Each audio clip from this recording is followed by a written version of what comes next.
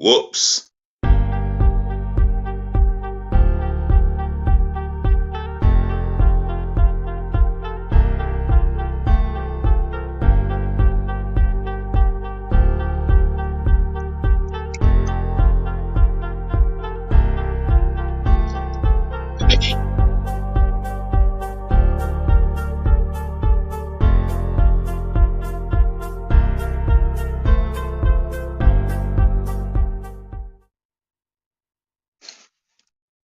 Hotel Echo Lima Lima Oscar. Good evening from London, England. From your host, your guy himself, the one and only and truly, drum rolls, DLG repping, otherwise short for Delhi London Guna, space, Romeo Echo, Papa, Indigo November. And once again, welcome back to another Premier League roundup of all the goals from this weekend's 10 fixtures. And yes, I'm going to be talking you through some of the games I've watched on Match of the Day and a couple of games that I watched live, which is Southampton v Man United and Arsenal v Fulham. I was going to watch a Sunday game, but I had other things in mind. So I'll talk you through them from what I see in the highlights. So before I get going, make sure you smash the thumbs up like button for me, yeah? Do that in abundance. Do share this channel virally all over the world, especially to your friends and your relatives, yeah? And if you're watching for the first time, welcome on board. Just share this channel amongst your friends and relatives and tell them to share it amongst their friends or their relatives. Just keep this channel growing. The chat, if you've got an open question, all football fans, you're more than welcome to ask questions, leave an opinion, express your concerns or your delight with your football team, etc. Drop it in the comment section below. As far as I'm concerned, positive feedback belongs in the chat, yeah? And do subscribe to the channel. Smash that button left, right, and center gloriously but passionately. And let's get this channel to 1,000 subscribers by the end of this year, beginning of the new year. Remember, the more you subscribe, the more I will shout you out, yeah? So get subscribed and smash that button. And I think I'm going to sort out the link, which should be in the description below. I'm going to sort that out if and when I get the spare time to do so. So just bear with me, yeah? Right. Let's get into the first game, Southampton v Manchester United. I have to say, it was a game that was quite tight, and it always looked like it was going to be a goal that will separate one team. But however, I think their centre half from a set piece situation should have scored. I think the ball came down to him from 4 or 5 yards out. He should have been hitting the target from there. He is a professional footballer after all. No matter what position he is a professional footballer for a reason. But for me, he should be hitting the target. Manchester United, they looked solid at the back, to be fair, and very dangerous coming forward. Dalot put in a cross when it should have been a low cross, and he got it wrong by putting in a high cross, which went over the attacking player's head. I thought Southampton battled quite well in that first half. Second half, well, again, Southampton went again. But I think Man United dominated the early stage of that second half, and they got a fine goal. Bruno Fernandes from a fine cross from Dalot. I have to say it was a goal made in Portugal. If you think of the assist from Diego Dalot, and the finish by Bruno Fernandes. Fine finish. Keeper, no chance. I think, speaking of the keeper, he did make a good save in the first half. I have to admit that. And plus, Southampton defended like warriors in that first half as well. 3 blocks. Man United had 3 attempts on goal, all being blocked. If you include the goalkeeper save. When the second half, Bruno Fernandes gets a fine goal. And Southampton were unlucky not to get an equaliser. Header by, I think it was Che Adams, or I don't think it was Che Adams, but it was a header at the near post De Gea, it was straight at him, but he had to make that good reflex save, and what a save! Credit to the goalkeeper where he fully deserves it. However, Southampton held on. I mean, Man United held on while Southampton piled on the pressure, and in the last seconds of stoppage time, a new striker had a side-footed effort just wide. Otherwise, it finished Southampton 0, Manchester United 1. Next game, Brentford v Everton. Brentford, I think they created the more of the opportunities, and I think they created more opportunities in that game than what Everton created, and it was clear to see that Brentford looked like they were going to score the first goal, but against the run of play, Anthony Gordon races through with his pace, and he gets the first goal of the game. So that was 1-0 Everton at half time. And I thought it was a body blow on Brentford because I think they look like they're a better team. And they look like they created the better openings. And Bomo missing a key chance or shot going wide, which is unlucky. Ivan Toney unlucky not to get himself on the score sheet. And he should be credited for the hard work he does. In the second half, I think Brentford had more control of that second half, and they piled on the pressure.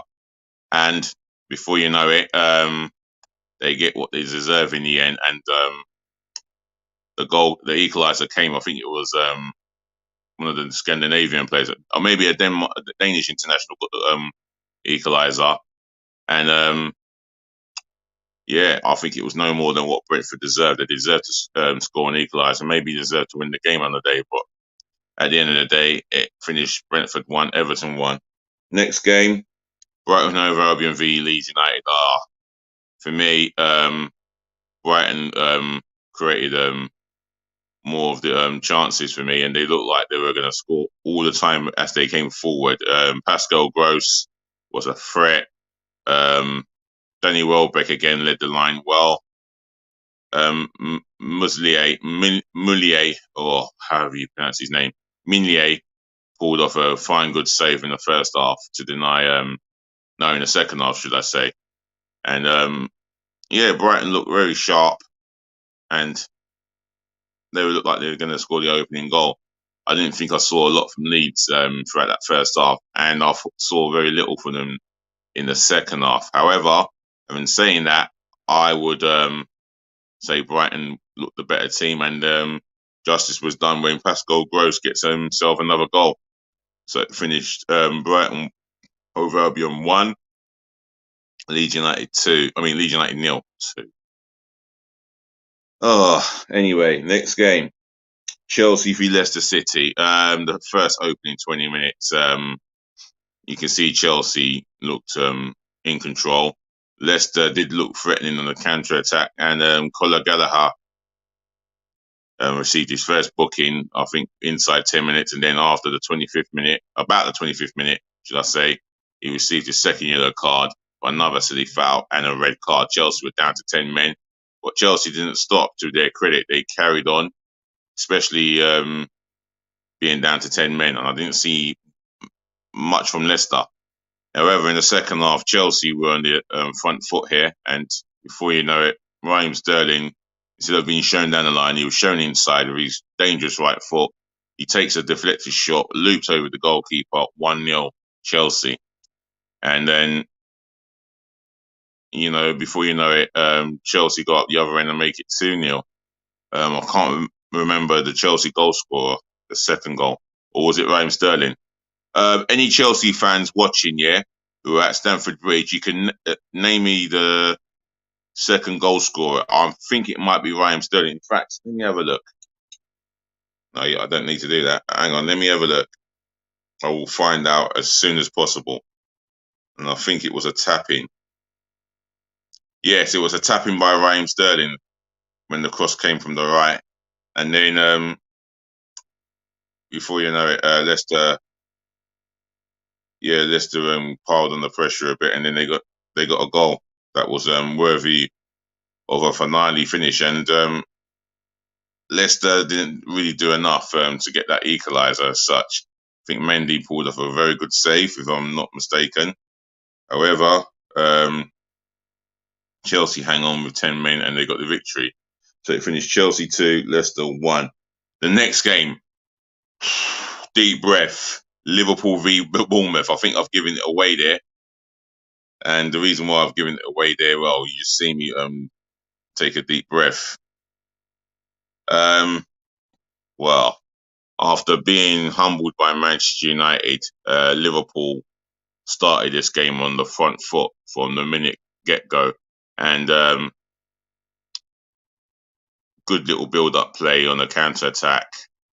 Cross comes in and Luis Diaz rises up above any Bournemouth centre-half or defender for that matter.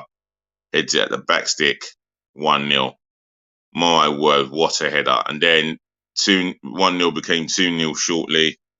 The goal scorer, Harvey Elliott, good little team build-up. Firmino gets the ball in some space, goes inside. Unlucky not to get the next touch, but Harvey Elliott took his shot well, curling effort from 20 yards out, and you could see what it means to him when he was on the floor with emotions because he knows he scored his first ever Premier League goal for Liverpool. The next goal, well, what a treat! I think the best goal of that first half, definitely the best goal of the first half, should I say?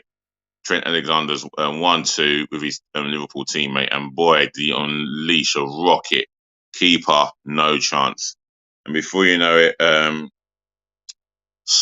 more sloppy defending by Bournemouth. I think there was an attempted cross. It loops over the defender when the same defender should have attacked that ball to head it into safety, but he failed to do so. And then before you know it, Firmino gets on the end of it on the volley, 4-0, and 4-0 became 5-0. Again, a set piece, outswinging by Andy Robertson, and what a meaty header, well met by Virgil van Dijk, 5-0. And you wouldn't think it would have got any worse, but it did. Liverpool obviously must have started off on the front foot yet again, and before you know, you get a short corner, 1-2 between Robertson and I think Luis Diaz. Robertson gets a in-swinging cross in, smothered by the goalkeeper, all fumbled. Firmino gets about 2, maybe 3 bites of the cherry, and he sticks into the back of the net, 7-0. And then the next goal, one of the best goals of the game, but I think Trent Alexander-Arnold won that, where a combination involves Tsimikas, a crossfield pass to Tsimikas. He lays it off on the volley for Luis Carvalho, and he volleys it at the back stick there. Far post, keeper, no chance, 8-0. And then another in-swinging corner comes in. Oh, yeah, another in-swinging corner from the right comes in, a left-footed taken. Luis Diaz with another header, 9-0. And Mohamed Salah did not score or assist in that game, and he could have had a hat-trick of his own. On another day, it could have been 12-0. Bournemouth, well, they were so all over the shop, it's unreal. For me, they're going to have a long, hard season. It finished Liverpool 9, Bournemouth 0. I repeat, Liverpool 9, Bournemouth 0. Next game, Manchester City v Crystal Palace. Now, this fixture has been a bit of a bogey fixture for Man City. Like, Palace have been a little bit of a bogey team for them. And you would have thought that the way Palace started. They attacked Man City on the front foot, especially on the counter-attack. Foul committed by, I think, Caseo. Or was it Rodri or Caseo? One of the two. He's been fouled, and before you know it, the free kick comes in swinging free kick, comes in at pace, hits Carl Walker on the elbow, and John Stones on the leg, and the ball finds itself trickling the far post, 1-0. And Palace are defending as well as they can. They get a set piece from the right hand side, in outswinging corner. Header goes in by Anderson, met with a meaty bullet header, 2-0. And Man City are definitely chasing the game. And before you know it, you could see they had to up the levels, and they did. And unlucky not to get a goal at half time or before the interval. Haaland goes round the goalkeeper, slots it around him, but he couldn't beat the near post, and it hits the side netting. Now Man City have had to come out, but before the interval, I thought Palace should have had a third goal, where Ederson rolls it, the Palace attacker gets his foot on it, and I think Jordan Ayew sides foot it, or Palace player, I think Saha, or was it Eze? So no Saha, Eze must have side footed it past, or Jeffrey Shop side footed it past Ederson, and the referee disallowed it for some infringement. When I didn't see anything wrong with it, I thought it was a legitimate goal. Nevertheless, come the second half, Man City showed their worth. Their dominance in ball possession is still there, and Bernardo Silva gets on the score sheet for Man City as early as possible. And before you know it, Man City went up a gear, and wow, what a goal! And what a build up to Haaland's first goal of the game. Bernardo Silva, tight pass to John Stones. John Stones' first time pass to Haaland across on the left, and he's waiting in the 6-yard area. 1-0. I mean, 2-2. No. My bad. There was a cross from the left. That's it. From Phil Foden. And Haaland with a meaty header. Keeper, no chance. 2-2. And then the goal that gave Man City the lead. I think it was. I think it might have been a set piece, or the build up to it was phenomenal. You have Bernardo Silva, taking the corner. He lays it off to his teammate, and before you know it, they get the cross in, not dealt with properly by the Palace defence. Bernardo Silva is in the 6-yard area. He lays it off to John Stones. John Stones sweeps it across to Haaland. Haaland with an easy tap in, 3-2. And then before you know it, Palace were hit on the counter-attack. Through ball goes in. Haaland finds the strength to brush off Joel Ward and slots it at the back stick, 4-2. And my word, the Etihad Stadium went into pandemonium, knowing that the game was done, and Pep could afford to rise a smile. So it finished Man City 4, Crystal Palace 2. Next game, Arsenal v Fulham. A game that's Arsenal dominated in possession and created the most opportunities. And in that first half, Fulham didn't manage a shot on target. And then in the second half, and a silly error by Arsenal. Bukayo Saka passing the ball across his own penalty area, which he was taught from a young kid. You don't do that sort of thing. He did it. Gabriel Dos Santos Magalhaes looked like he wasn't getting to any spot of bother. Then he allows Mitrovic to close him down, bully him off the ball. And before you know it, he's slotting it past Ramsdale, 1-0 Fulham, to send their fans into pandemonium. Now, Arsenal responded by keeping the ball, trying to play quicker passes, and I'd have to admit, they were so strongly determined to score. And you can see the monster mentality in them. And Martin Odegaard gets a shot, a curly shot away, deflection, past Leno's hand, 1-1. I mean, even before that, Leno was making saves from Bukayo Saka in the first half. He made saves from Eddie Nketiah, Jesus, and you think it's not going to be one of those days. It's not going to be those moments, It's going to be one of those days, not the moment that we want, but there you go. And then Martinelli gets his set piece right late on, curling effort. I mean, fumbled or flicked on by Saliba in the challenge, and then Gabriel dos Santos redeems himself by scoring the winning goal and to send the Emirates Stadium into pandemonium. And my word, what a win for the Arsenal.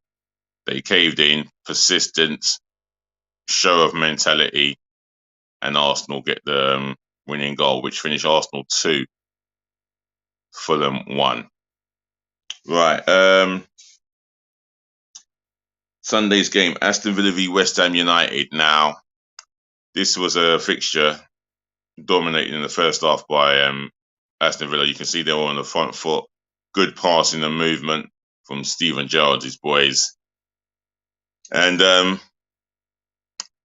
yeah, they were unlucky not to get the goals. They should have got at least a couple of goals. West Ham came out a little bit better, defended well as they did, and they did hit West Ham and they did hit Villa on the counter attack.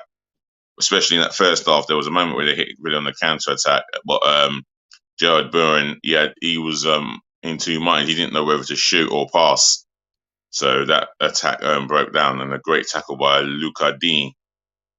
In the second half, I think no, that was in the second half, that counter attack. In the first half, I didn't see much of West Ham. In the second half, West Ham did come out. Their counter attacking effort by Bowen, and then a set piece in the 70-something minute, whipped in, I believe, cleared. And then before you know it, no, it wasn't even that set piece. I think it was a build-up. West Ham having the ball, and then Fornells having a deflected shot, looped over the hand of Martinez. That's it, 1-0. Villa literally kept going, kept doing what they needed to do. However, it just wasn't to be for them, and West Ham hold on to a very big win, which finished Aston Villa 0, West Ham United 1. The last game of the weekend, Nottingham Forest v Spurs. Like a repeat of the 1991 FA Cup final where Paul Gascoigne broke his leg trying to take out Gary Charles. Oh dear. Anyway, earlier on in the 4th minute, Spurs find themselves ahead. Harry Kane with another goal for himself to equal to score 200 goals in club record history. I mean, congratulations to the guy. He is a goal-scoring machine.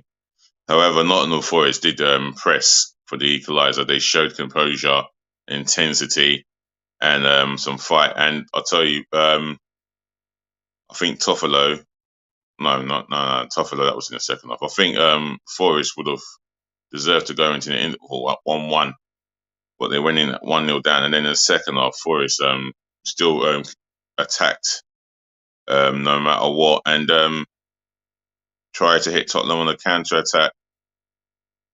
However, it wasn't to be. Tottenham at the other end, they'll always look to threat. Him and Son running in between the two defenders.